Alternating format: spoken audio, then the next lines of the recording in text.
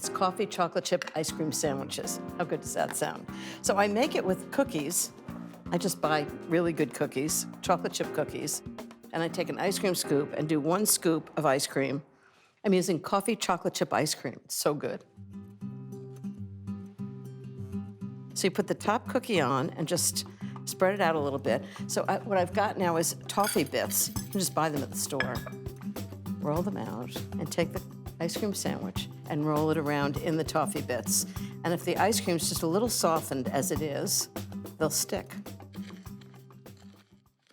Okay, that's 1. I have 3 to go. Okay, that's 4. I'm just gonna put them in the freezer to harden up a little bit.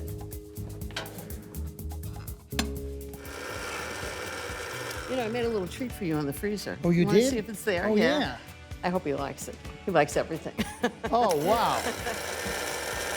Okay, I'm gonna pour these. Oh, these are my favorites. Are they your favorites? Are you saving these for anybody? No, for you. For me? Who do you think Can I'm I- saving them for? Can I take a bite out? Just test it? Just make sure it's okay. I would really appreciate it.